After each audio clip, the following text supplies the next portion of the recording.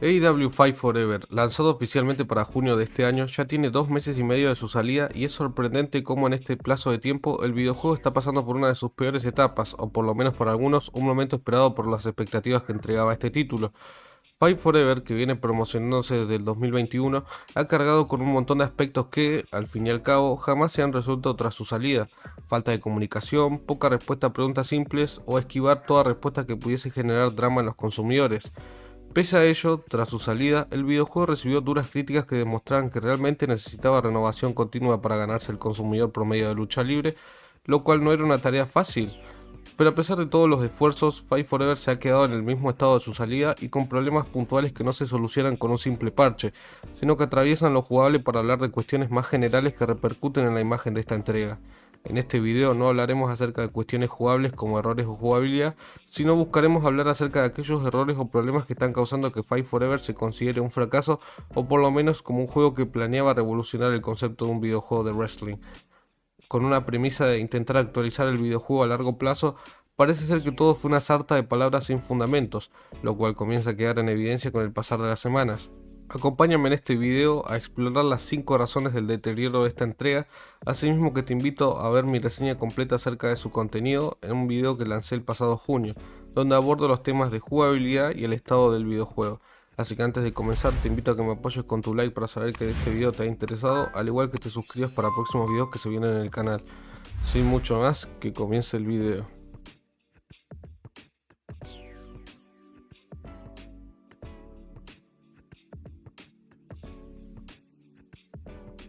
Número 5. Falta de comunicación. Regularmente, muchas desarrolladoras deciden mantener un vínculo cercano con su comunidad a través de lo que pueden ser abrir consultas, estar atentos a las redes sociales sobre problemas que se presenten o hasta incluso ser más abiertos de mantener al tanto a sus consumidores de lo próximo que se vendrá a su proyecto. Sin embargo, el trabajo de THQ Nordic en este apartado ha sido muy malo durante toda la campaña del juego, y tras su salida, el reconocimiento que tiene Fight Forever es casi nulo, tratando de alguna manera de evitar los comentarios negativos u opiniones que puedan perjudicar a la imagen de la desarrolladora. Obviamente, aunque Fight Forever no sea un videojuego con alto presupuesto, el tema promocional de este juego ha generado mucho enojo por la falta de comunicación, dejándose en evidencia con las fechas de salida sin nada firme hasta mayo de este mismo año. Tras la salida del juego, este problema nuevamente se hace relucir con poca información acerca de los próximos parches, contenidos descargables sin fecha de salida y nuevos modos con anuncios previos sin tiempo de antelación. Esto muestra en gran parte un deterioro en el apartado comunicativo que está causando mucho enojo entre los jugadores y la desarrolladora. Número 4. Nulo interés en promocionar sus eventos importantes. Acostumbrados a que cuando haya un evento importante casi toda una comunidad se reúna para presenciar ese hecho, en el caso de Fight Forever parece ser que buscasen lo contrario, con cuestiones de ignorar toda aquella información valiosa para el consumidor en el plazo de vida del juego. Con 3 contenidos descargables programados y un modo de juego online, el único contenido descargable que ha sido anunciado con bombos y platillos fue el primero de FTR, que se lanzó el primer día del juego. Pero, por otro lado, tras las primeras semanas, el juego entró en el tiempo donde necesitaba algo nuevo, y es aquí donde la desarrolladora al pasar el mes deciden anunciar que el segundo contenido descargable todavía no estaba listo para salir, por lo tanto debían seguir esperando sin fecha de salida. Este contenido descargable se anunció luego un día antes de que se lanzara, el 31 de agosto, por lo que nadie se emocionó por su llegada y simplemente pasó desapercibido tal y como lo quería THQ Nordic para que nadie criticase el producto. Otro caso similar es la estampida en el estadio, un modo de juego online que realmente se siente que le han puesto un duro trabajo para ello. Se comenzó a promocionar un día antes de su salida y fue casi que olvidado para la semana, por culpa de no haber hecho una campaña promocional que creara incentivos de jugar previamente. A día de hoy, la fecha del contenido descargable final de Fight Forever sigue siendo desconocida. Número 3. Season Pass sin proyección. El pase de temporada es una de las formas más directas de apoyar el desarrollo a largo plazo de un videojuego, con el lanzamiento en tiempos determinados de contenido exclusivo que no pudo llegar a la versión final o suplementos para ayudarte en partidas exclusivas como lo son los modos de juego online. En el caso de Fight Forever, su pase de temporada estaba pautado a ser únicamente de 3 contenidos descargables a un valor de $30 este mismo. Los 3 contenidos descargables incluyen a 6 nuevos luchadores y 4 minijuegos en total, de los cuales tras la salida del segundo todavía no hay novedades sobre renovación de este pase de temporada.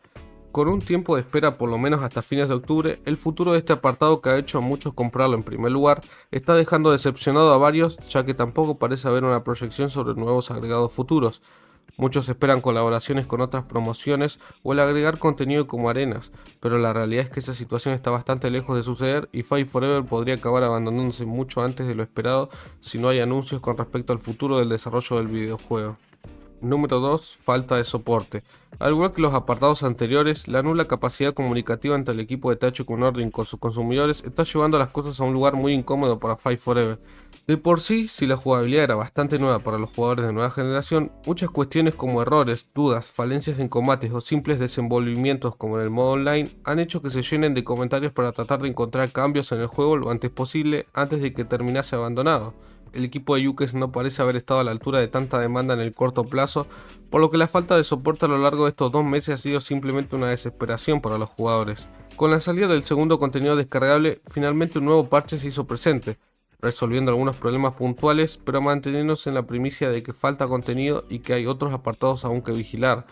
Entonces aquí la pregunta es, ¿estaba Yukes capacitado para trabajar en un proyecto como este por un bajo presupuesto? Los leo en la caja de comentarios. Número 1. Contenido limitado.